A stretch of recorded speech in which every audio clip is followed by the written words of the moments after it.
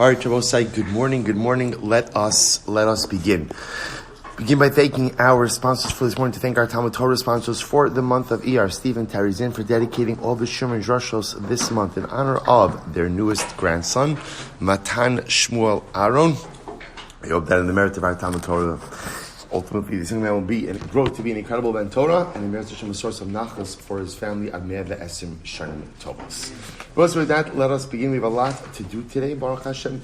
Today's daf is Chof Zayin 27. We have the schos of Meretz Hashem to be able to go ahead and finish the parak today as well. So we are starting off on daf Chof Vav Amud Beis 26b, and we left off, I left you on a cliffhanger yesterday of Ein Znus Bebehema.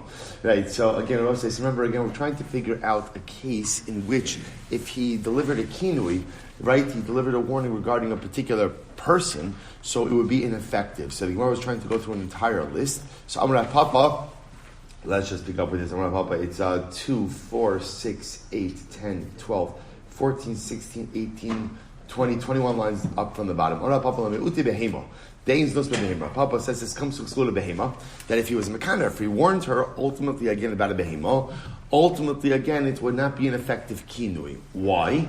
Because in znus behema, there is no concept of znus ultimately by an animal. I will say, so again, as we pointed out, there's bestiality by an animal, but there's not znus by an animal. Papa parakazia, me parzaki, so Ravashi.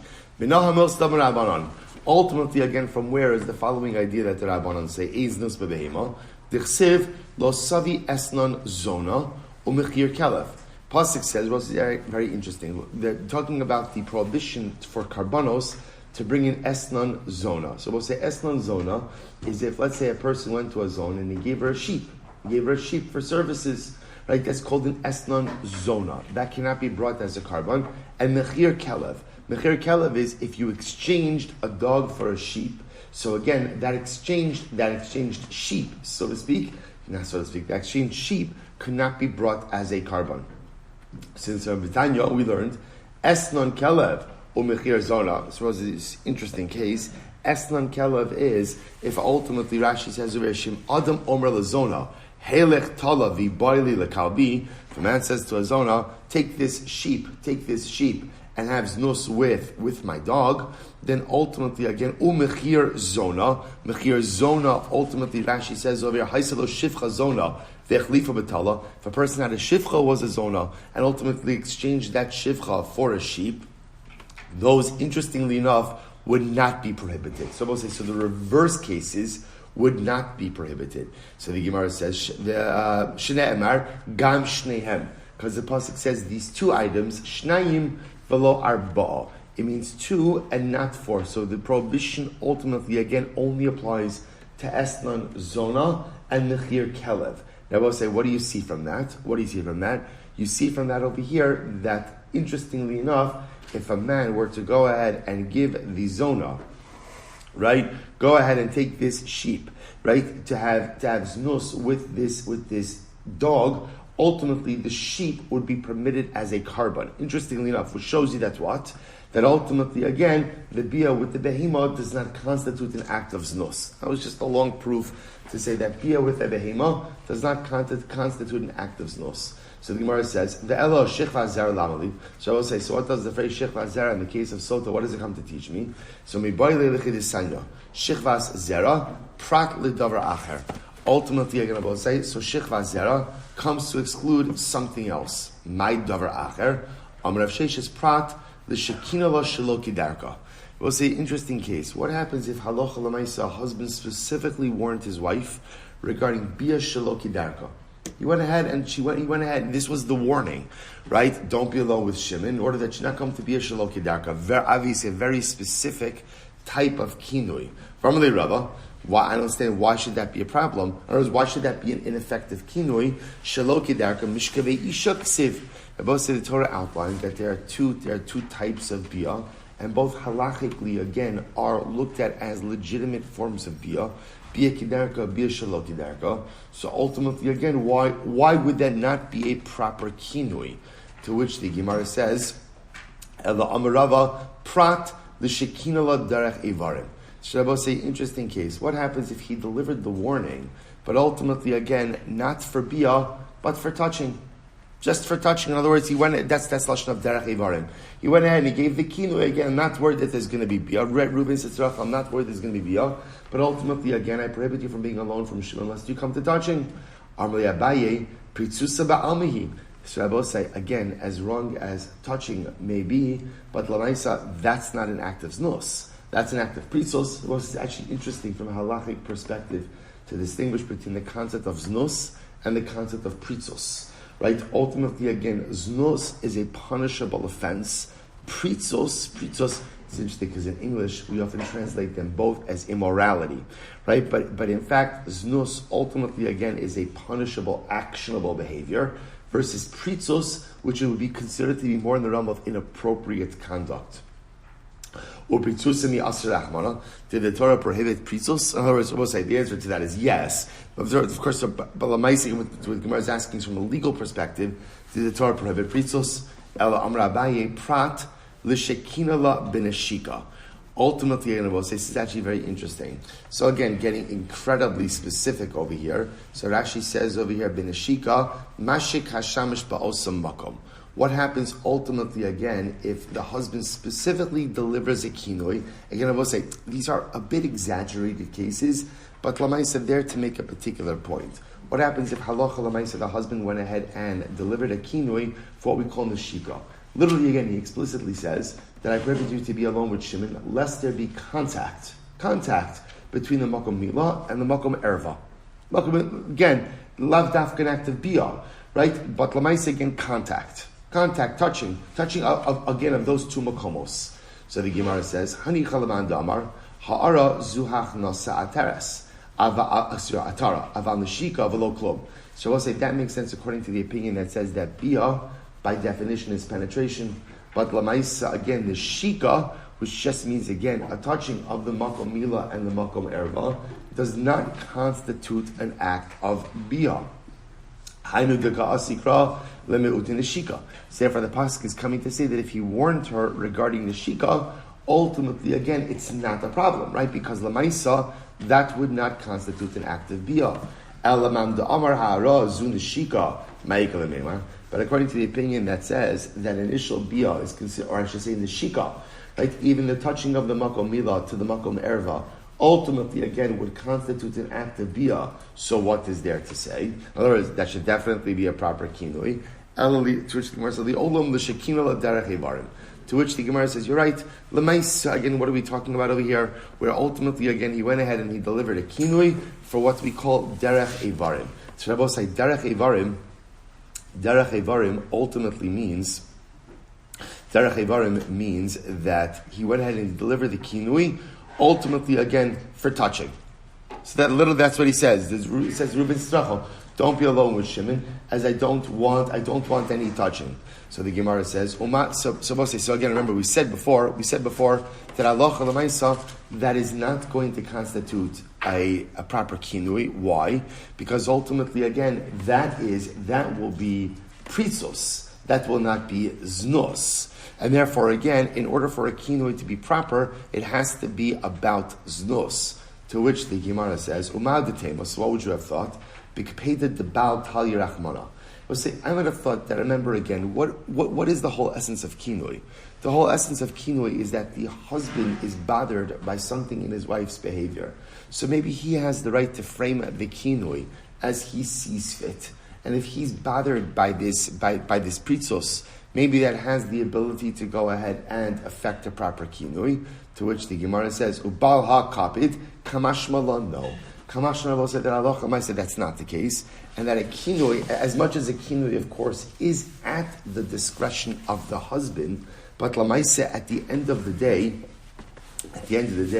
it has to be regarding a halachic act of znus. Something that is not halachically actionable, right? As much as it may be inappropriate, lamaisa again cannot generate the kinui. So that's the conclusion of the Gemara. In order for there to be a kinui, there has to be something actionable. Something actionable is defined as a halachically recognized act of znus, but something ultimately again that's what we call pritzusa ba'alma, inappropriate. but not legally actionable, ultimately, again, that cannot generate a kinui. Fascinating. All right, so we'll say it's a little bit of a detour over here. Amar Shmuel. So we'll say really interesting here, really interesting Gemara now. Yisa Adam Duma, top of Chavzayim. Yisa Adam Duma, Va'al Yisa Bas Duma. It is better for a person to marry a woman who is a Duma than to marry the daughter of a Duma. And I will say, what's a Duma? Look at Rashi, Tab Rashi Chavzayim Dalif.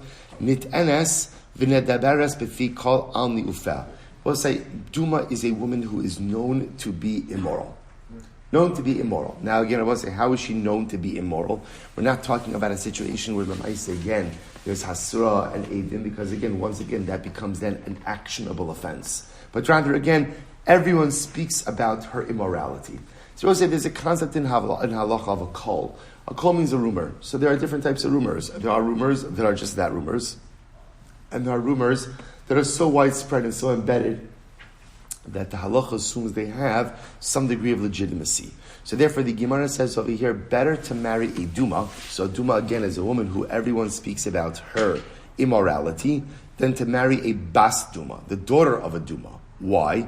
So we'll say this is fascinating. So Shmuel says, Shazu ba mitipa kshera, v'zu ba mitipa psula. Because ultimately again the Duma, as inappropriate as her behavior may be, but Lamaisa, she comes, her genealogy is intact, right? In other words, the Duma herself is genealogically fit. Her behavior is inappropriate, but her genealogy ultimately is intact. As opposed to the Bas Duma, right? What's the challenge with the Bas Duma?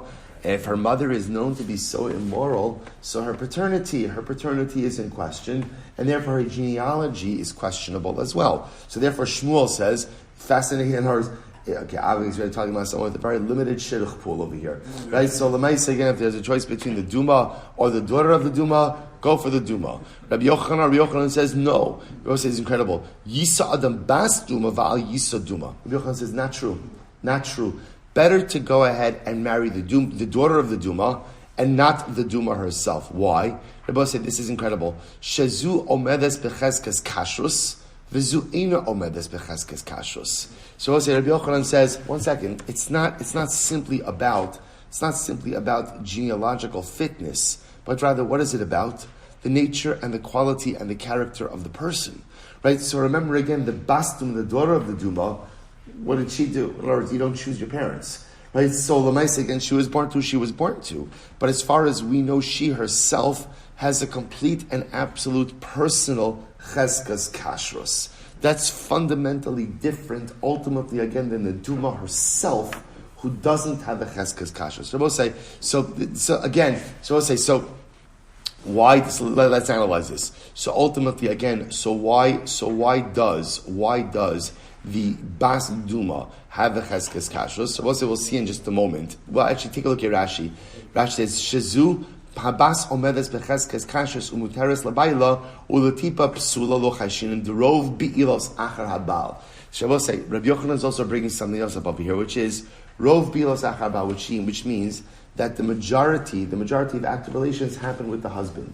That this is a general concept in halacha, that even if a woman is immoral, right, we still assume that any pregnancies ultimately again will come from the husband, because halacha lamaisa rov bi'ilos achar habal. Right? Ultimately, again, we assume that she's still with her husband more than she's with any other man. So therefore, Rabbi Yochanan says, the Bas Duma has the cheskas kashrus, the mother does not. So we'll say, let's analyze. Interesting machlokes. So Meisvei, Gemara brings about, he said, no say Adam Duma, right? A man should marry a Duma. And we'll say, here's what's interesting. No say Adam Duma sounds like a lechatchila. So we'll say, Gemara raises as a kasha. This clearly supports Shmuel. And there's a kasha on Rabbi Yochanan, to which the Gemara says, Amar Rava v'tizbara. No say lechatchila. This whole brayse obviously is flawed, because they will say, no say sounds like lechatchila. So lechatchila is someone suggesting that a man should marry a Duma, to which the Gemara says, Ella im nasa. Rather, it means if you married, such a marriage is legitimate. So once you're changing it to im nasa, change it to what? Bas Duma as well. If you're already going to make change to the Brisa, so make more comprehensive changes to the Brisa. So we'll say, fundamental machlokes. If this is what I'm limited to in the shidduch pool, between a Duma and a Bas Duma, an immoral woman, and the daughter of an immoral woman, Who should one marry? Shmuel is saying better to marry the Duma, because Lamaisi, you know that she's genealogically fit. The Bas Duma, you really don't know about her genealogy.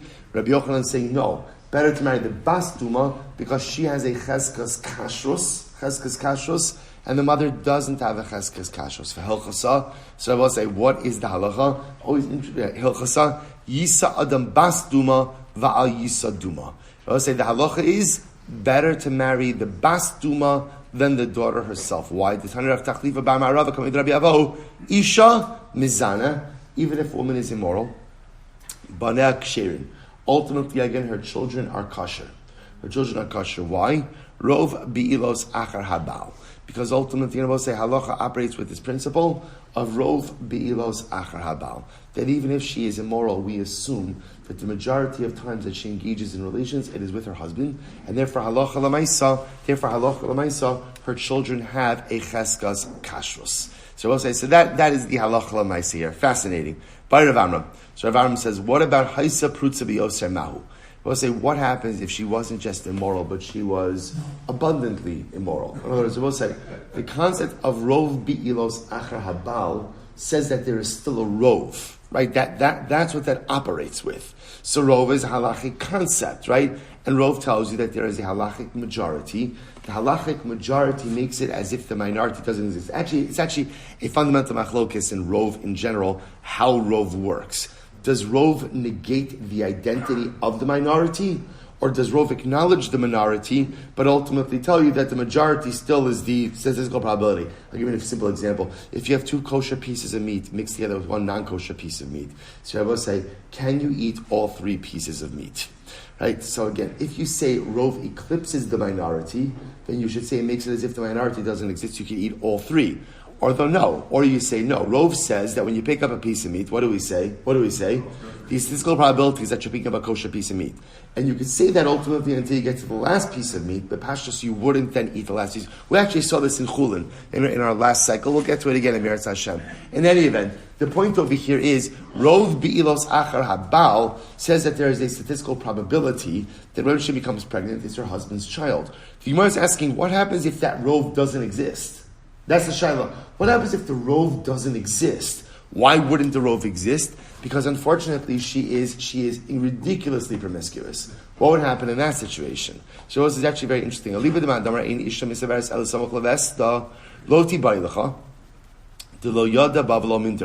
So was a little bit tie-in to our smichas chaver, which has an incredibly hashkach to all those who took it. Baruch Hashem, with over 30 guys in Mishra ended up taking it, and Baruch Hashem, everyone's doing great so far. So the Gemara says as follows. So the Gemara says, so according to the opinion that says that a woman normally becomes pregnant right before she becomes a nida, so lemais again, then lo tibay lecha. It's not a kasha. Why?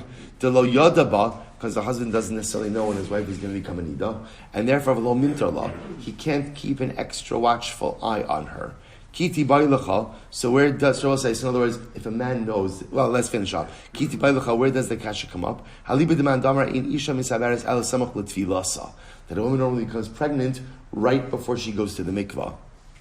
My kevan diyada banaturi mintarla. Since he knows when she's going to the mikvah, ultimately keep an extra watchful eye on her. Oh, dilma kevan de prutza biyosrlo. Or no, maybe once someone is incredibly promiscuous, there's no way to keep an eye on them. So we'll say, what the Gemara is pointing out over here is as follows. The idea would be that even if Rahman al-Islam, a husband knows that his wife is not behaving appropriately, he may try to keep just an extra watchful eye on her at a time that he knows she could become pregnant, in order not to compromise the integrity of the family. So there's a machlokes in halacha in terms of generally when is a woman most fertile. Is it right before she becomes a nida, or right before she goes to the mikvah? So if it's right before she becomes a nida, the husband doesn't always know when his wife is going to become a nida, and therefore he can't necessarily exert an extra watchful eye over her. On the other hand, if it's before she goes to the mikvah, a husband knows when his wife is going to the mikvah, and therefore he could exert an extra watchful eye over her, which would then mean that even in the event that she is incredibly promiscuous, he may be able to safeguard the genealogical integrity of the family. Therefore, the Gemara says, Teku. The Gemara kind of leaves it open. So therefore, I will say, for our purposes over here, if there's a choice between a Duma and a bas duma. This is important halacha. So the Gemara says, marry the bas duma. Marry the bas duma. Why? Because the bas duma herself, personally, right, has a cheskes kashrus, right? She herself could be a pious and good individual, irrespective of the family she was born into. What about her genealogical fitness? So remember again, her genealogical fitness is cared for. What is the genealogical fitness covered by? Rov bi'ilos achar habal. Right? We assume that the majority of acts of bida still occur with the husband. So what happens with a woman who ultimately, again, is incredibly immoral and promiscuous, to the point that maybe you don't have the rov? So that the Gemara leaves open-ended. And Einachinami, again, that would be a kasha. Fine. Ve'elu shabeistin. Suppose, as you remember again, the Mishnah then went through a series of cases, ultimately, again, where Beis Din administers the kinui, administers the warning on behalf of the husband. So the Gemara says, ish. Pasuk says ish. Matan Shmuel ish. So we'll say, why does the Pasuk say Matan Shmuel ish?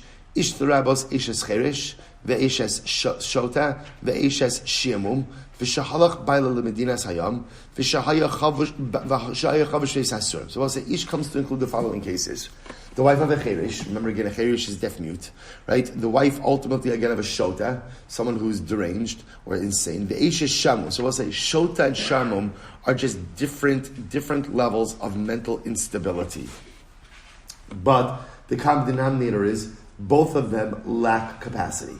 So the Gemara says, excuse me, a husband is overseas, or the husband was incarcerated. So we'll say all of these are cases where the husband is not currently accessible, either not cognitively accessible or not geographically accessible. So what's the case? The case is where Beis Din sees that the wife is acting inappropriately.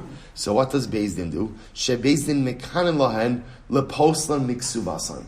Beis Din could administer a warning to these women, right? Ultimately, now what does the warning do? So remember again, the warning can't cause them to drink, because drinking ultimately again could only be brought about by the husband himself. So what can the warning do? So shebeizim mekanet lahen leposlan niksuvasan. What the warning can do ultimately again is cause them to lose out on their ksuva. Yachol aflash kosan. You might have thought. So we'll say so again. So just to play that out, what that would mean is if Beis Din administers a warning and then the woman is in violation of that warning, ultimately, again, that could cause her to lose her ksuva, cause her to forfeit her ksuva. So the Gemara says, "Yachalash kosan." You might have thought maybe such a warning could cause her to drink as well. Talmud lomar vehevi ha'ish es ishto. The pasuk says the man will go ahead and bring his wife, which indicates to us what? That halacha l'maisa, I'm sorry, that it is only the husband who has the ability to bring his wife to drink. Rabbi Yossi says, aflash kosa. Rabbi Yossi says, ultimately again, Beis Din could even cause her to drink. And ultimately, so ultimately again, but when does the drinking occur? The drinking occurs ultimately when the husband becomes either of capacity or ultimately becomes geographically or cognitively accessible. So we'll say, so a fundamental machlokes.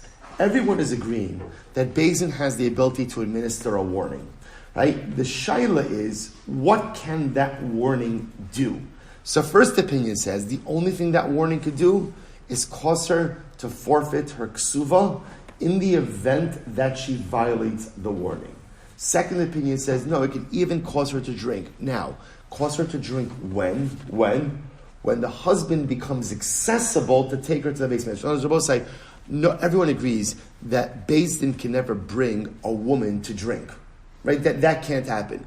But the shaila is, could a warning that Beis Din gives essentially, so let's say the husband's a Sotah and Baruch Hashem is healed, or he's overseas and he comes back. So now a warning has been given, a warning has been violated. Could a husband go ahead and take his wife to the Beis Hamikdash, ultimately to go ahead and cause her to drink based on this warning. So this is the machlokes. So b'maika miflagi.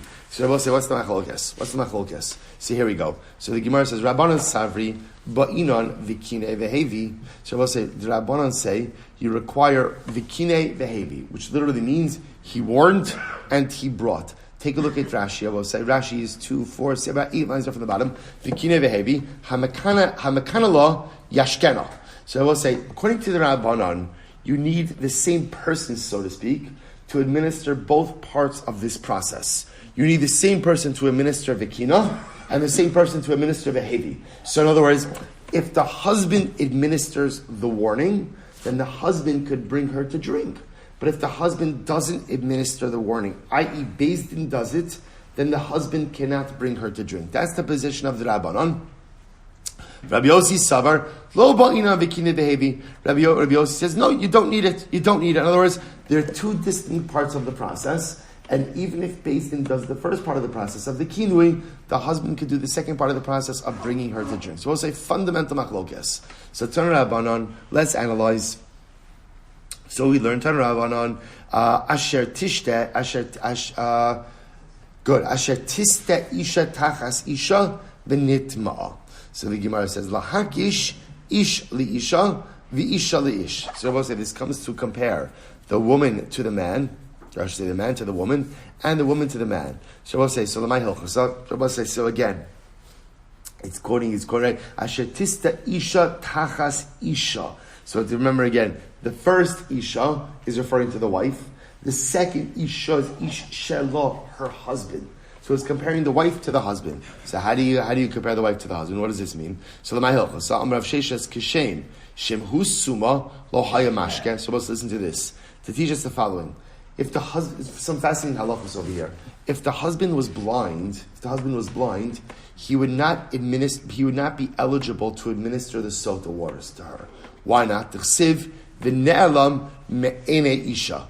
Because the pasuk by Sotah says she engaged in behavior which was hidden from the eyes of her husband. Hidden from the eyes of her husband.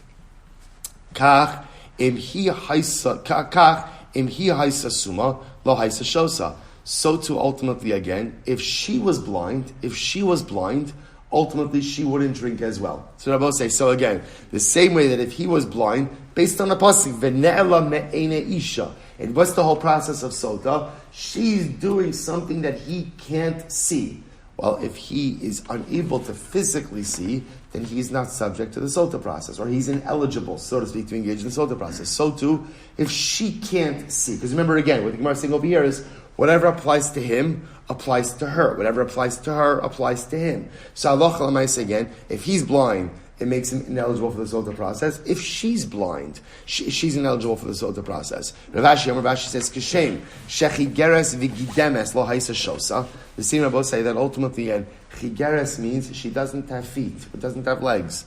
Right? Gidemes means she doesn't have hands. So if she doesn't have feet, or she doesn't have hands, she is ineligible for the Sotah process. Why? Dichsiv, I will say Amud Beis.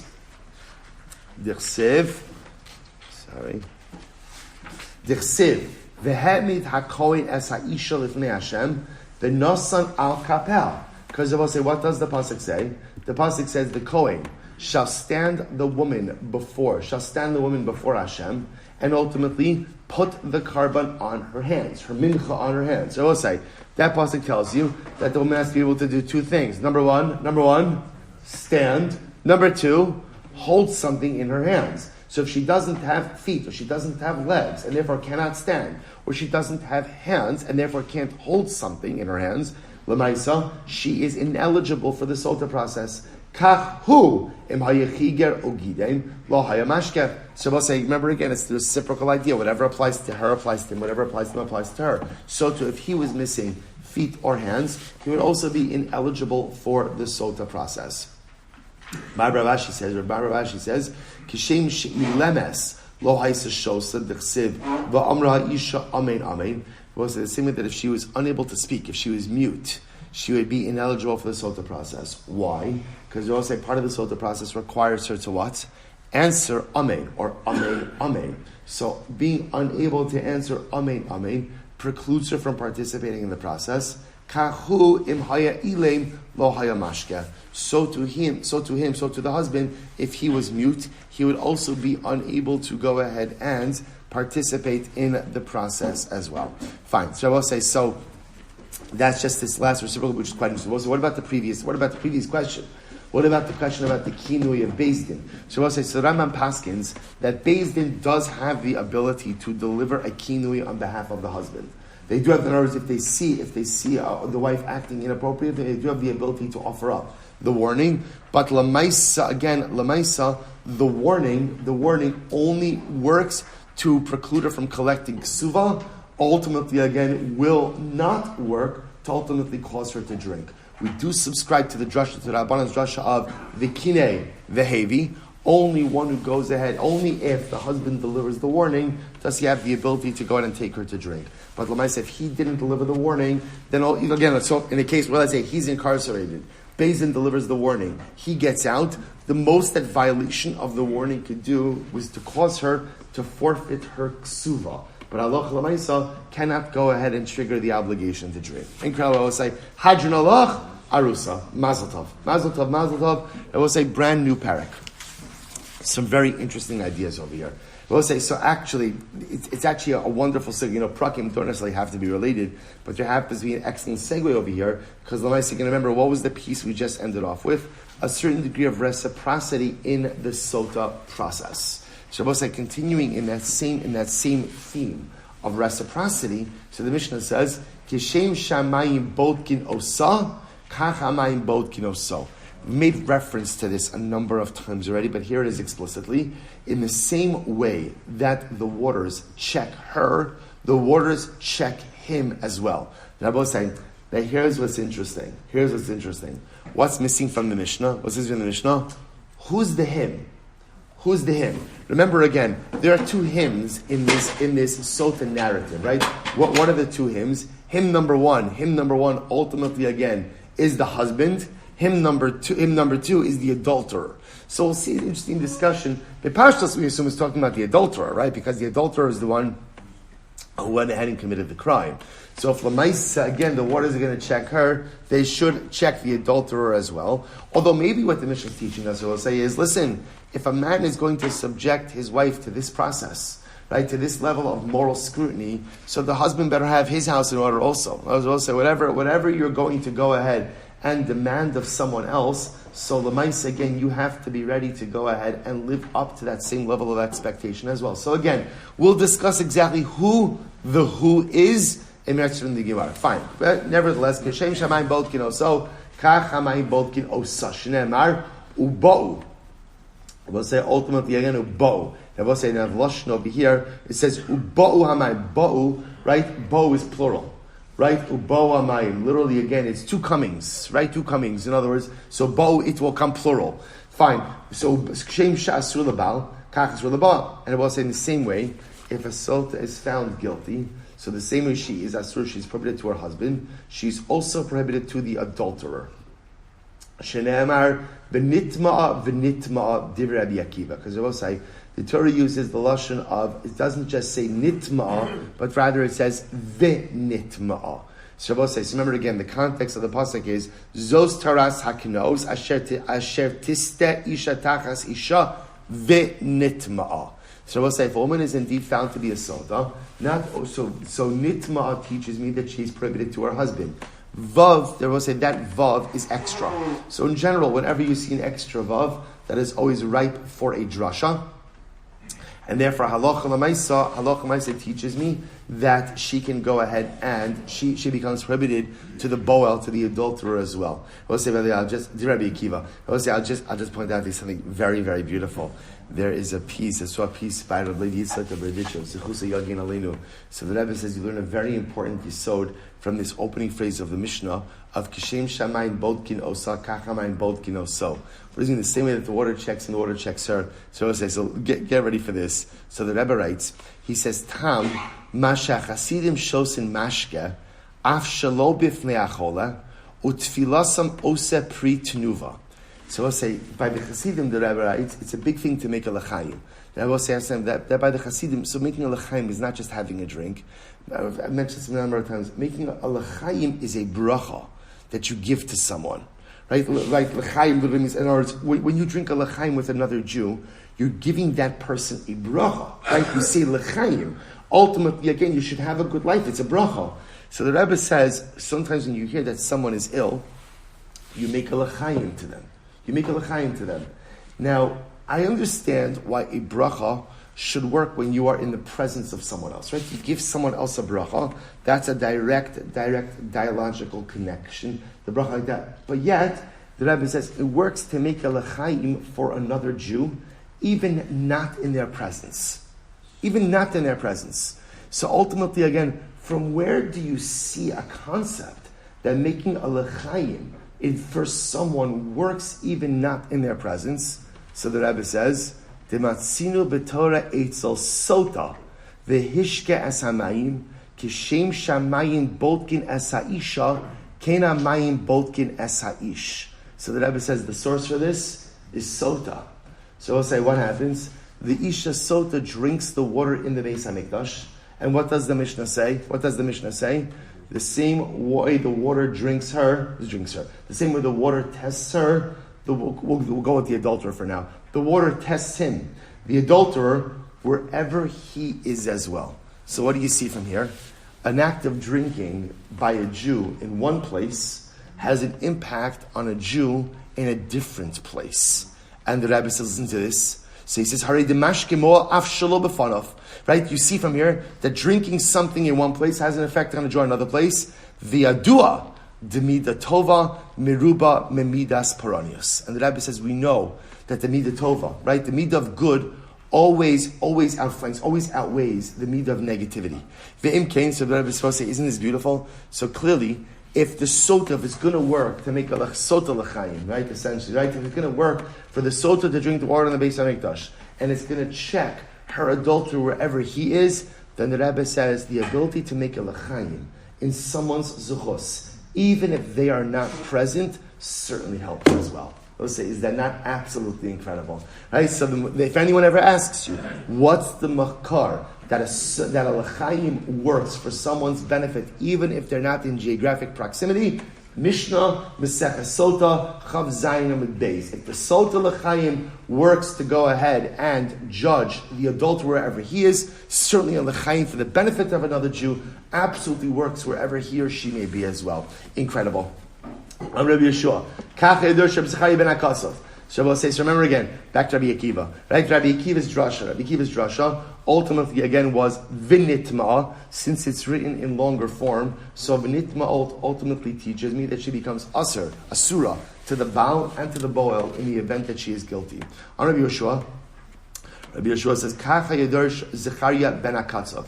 Zechariah ben Akatzav ultimately went ahead and darshaned the same way.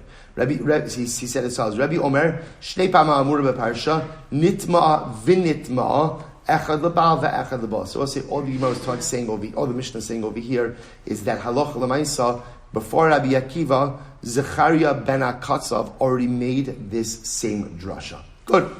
So far, two halachas in our Mishnah. Halacha number one, let's go into Pashut Pshat. The same way the water checks the Sotah, the water checks the man with whom she committed adultery. That's number one. Number two, Vinit Ma'at teaches me, Rabbi Akiva and Zechariah ben Akazov, that halacha l'maisa again, she is asur to the Baal, to her husband, and to the Baal, to the adulterer. Incredible. Next, Bo Bayom. Now, Bo said, let's give a little introduction over here. On that day. Now, what's that day? So let's say, take a look at Rashi. This is incredible. Bo Bayom Darash, B'Meseches Brachas.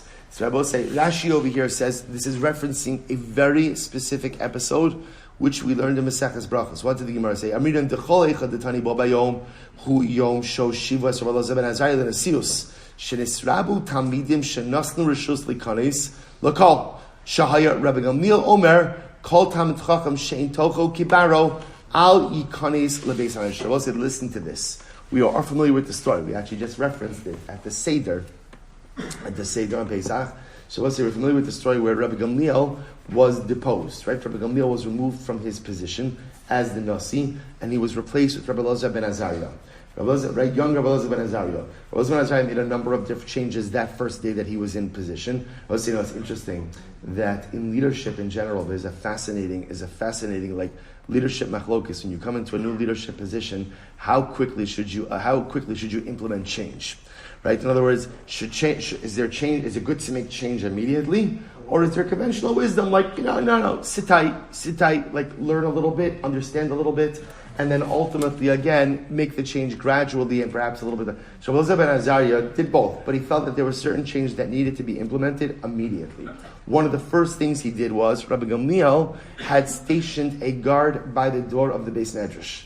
Right? Remember again, he had said, any Talmud Chacham, Shein Tocho Kibaro. In other words, only genuine Talmidei Chachamim. Literally, again, any Talmud Chacham whose inside is like whose Shetocho Kibar, right? Whose inside is like his outside. In other words, genuine piety could come in. So we'll say, so obviously, there were not a lot of people in the Beis Medrash.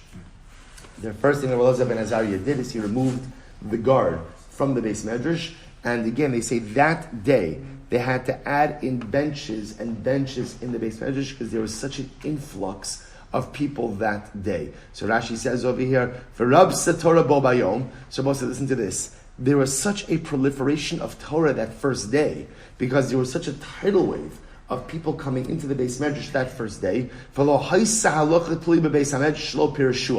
to listen to this. And there was such a surge of Torah that there was no question that remained unanswered that day.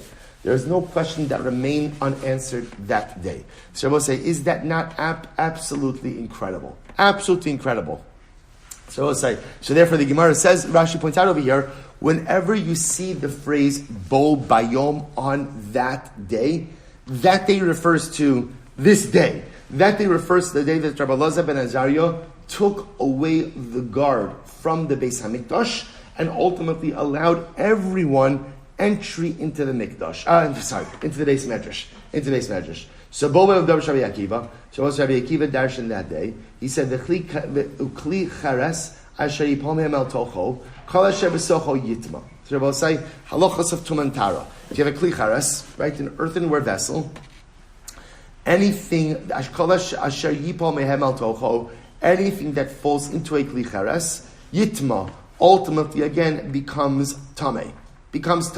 So the Gemara says, okay, so what says now? Remember again, a kli chares itself can become tamei through its airspace, right? Ultimately, so what is the Gemara talking about? So ino omer tamei. So we'll say it doesn't say the kli chares will become tamei. Rather, it says ella yitma. It says the kli chares will what? Kli chares will what? Convey tuma. So what's the case? L'tamei acherim lamara kikar sheni shemetamei esash lishi. Teaching us a very important halacha. We'll say, namely, that a kikar sheni ultimately again could go ahead and make a shlishi. Now we'll say, now what's the case over here? The case here, we'll say, is as follows. If you could imagine for a moment, if you have a kli chares, and ultimately again something tamei falls into the kli chares. Let's say, for example, for illustration purposes, because what the Mishnah is using, let's say we're talking about an earthenware oven. So imagine for a moment you have an earthenware oven. There is a loaf of bread baking inside that earthenware oven. Right? So lemaisa again.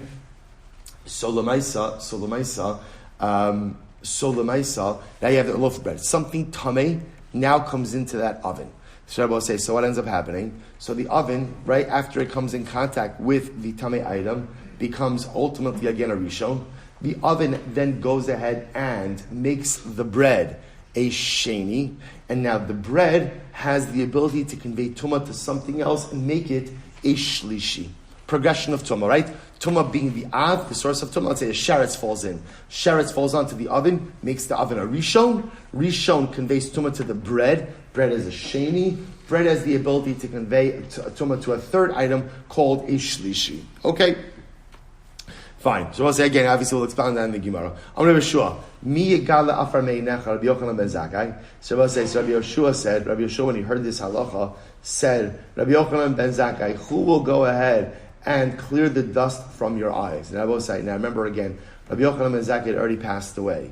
So this was saying, Rabbi Yochanan ben Zakkai, if you can only come back from the grave and see, this is a good thing, this is a good statement, and see what's happening now. Shayisa Omer, because Rabbi Yochanan ben Zakkai used to say, Asid dar acher letar kikar shlishi she'em lo mikra min haTorah. You said a future generation will come and say that a kikar shlishi, right, a loaf of bread that is a shlishi for tumah, ultimately is tar. Why? She'en lo mikra min haTorah. Because they're both saying there doesn't seem to be any pasuk from the Torah which supports the concept of a shlishi. V'lo Rabbi Akiva talmidcha maybe lo mikra min haTorah al shu tameh. But yet Rabbi Akiva, your Talmud, brings a scriptural proof that in fact the shlishi is tameh shenei amar kol asher b'socho yitma. Because Rabbi say again, he says anything that's in the oven, yitma, will convey tumah to something else. Rabbi say, so again, this is talking about, you have to understand something. On that day, that bo bayom, there was such like a total revolution that occurred. So here's like another example of this. Rabbi Akiva is darshaning that the bread which is a sheni can make something a shlishi. Based on a pasuk, Rabbi Yeshua says, "Oh my gosh, Rabbi Yochanan ben Zakkai, if only you could be here to see this, because you always said at some point in time someone's going to say a shlishi is tar. Why? Because there's no pasuk that teaches me about a shlishi. And now, bo bayom, on that very day, Rabbi Akiva, your student, comes and brings a pasuk to support the shlishi." I will say, really, really incredible idea. Bo bayom, darash Rabbi Akiva. On that day, Rabbi Akiva darshan. So I'll say all that same bo bayom. Umado semi chutz la'ir as paas keima apayim ba'ama. So I'll say, here the pasuk is talking about as follows. Pasuk is talking about over here this concept of leaving 2,000 amas outside of the city. Right, leaving out 2,000 amas outside of a city, leaving 2,000 amas. Umikra acher omer, mikira ir v'chutza elef amah. Rabbi say, I have another pasuk that says, ultimately, how much do I have to leave? I have to go ahead. Rabbi say, let me clarify. Some by the Levitic cities. So one pasuk says, you have to leave 2,000 amas open. Another pasuk says, you leave 1,000 amas. So what's going on over here? To which the Gemara says, "Ef shalomar elef amas shekvar ne'amar apayim." You can't say you only have to leave 1,000 because it already says 2,000. V'ef shalomar apayim shekvar ne'amar elef. You can't say 2,000 because it already says 1,000. So we'll say, what's going on over here? One is, what do you do with the space outside of the Levitic cities? So the Gemara says, "Haketzad." So how do you reconcile this? Haketzad elef ama migrash va'apayim ama tchum hashabes. So we'll say, listen to this. Shabbos, here's the distinction. It's 1,000 amas ultimately again is considered to be migrash. Migrash ultimately again is open area, and then 2,000 amas is tchum Shabbos. So the first answer is it's two separate halachas. First halacha is coming to teach me that the tchum Shabbos, we'll say the Shabbos boundary is 2,000 amas. We know this halacha, we saw this in Shabbos. That is the amount that you are permitted to travel from the edge of habitation. So let's say habitation ends at the edge of the city. You could travel 2,000 amas past the edge of the city. The second halacha teaches me, ultimately again, 1,000 amas should be left open area. Right? There's like a halacha of leaving park area, open area by the cities of the Levium. In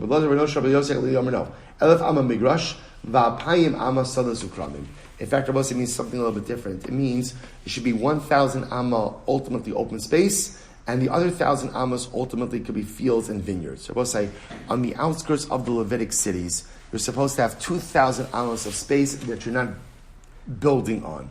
What do you do with the 2,000 amas of space? 1,000 amas is just left open area. Second 1,000 amas ultimately is, you can use it for whatever you want, but agricultural purposes, not building purposes. Incredible. Bo bayom dar Rabbi Akiva. I will say beautiful Gemara. On that day, that day, same idea. All of it's happening on that same day. Rabbi Akiva Darsh, he said as follows: Oz Yashir Moshe b'nei Yisrael Hashira Azos LaHashem. So Vayomru. So we'll say a pasuk says, Oz Yashir, then Moshe and b'nei Yisrael will sing this song Vayomru, and they said.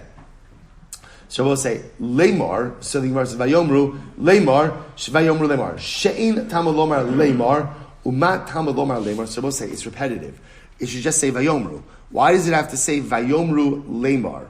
Right? They said saying. What's that second Lemar for? Melamin, let's listen to this. Shahayu Yisrael onin shira acharav shel Moshe. So I'll call davar v'davar kikornes hahalal. So I will say it means that whatever Moshe Rabbeinu said, Klal Yisrael repeated. Right? It was done. The shira was uttered in a repetitive fashion, the same way we recite halal. Lekach ne'emar leimar. So Moshe is actually interesting. So essentially the dash in the pasuk is, so it says, right, so Hashem vayomru leimar. The leimar ultimately means whatever Moshe Rabbeinu said, they repeated, just like the reading of Hallel. Rabbi Nechemia says, no. Kikorin es Shema, v'lo kikorin ba'asa Hallel. No, they didn't read it like Hallel, rather they read it like Shema. And they both say, from the Mishnah, we don't know the difference. What does that mean? Like they said it like Hallel, they said it like Shema. So obviously we'll see ultimately again in the Gemara what it means. But I will say what we do emerge with is that last Leimar is teaching us about how Klal Yisrael ultimately went ahead and responded to the Shira of Moshe Rabbeinu. Incredible. We'll say, you know what we'll do? We'll stop over here for today. We'll leave this last part of the Mishnah in Meretz Hashem for tomorrow. Actually, let's just read a little bit more. Bo Bayom, Darsh, Rabbi Yeshua ben. Actually, let's leave it. We'll stop over here. Stop for today. We'll say again. We did good. I think it's a shorter daf tomorrow. Anyway, yeah, very short daf tomorrow. Amud Beis is very short. So let's stop over here. So just to share with you. Sorry.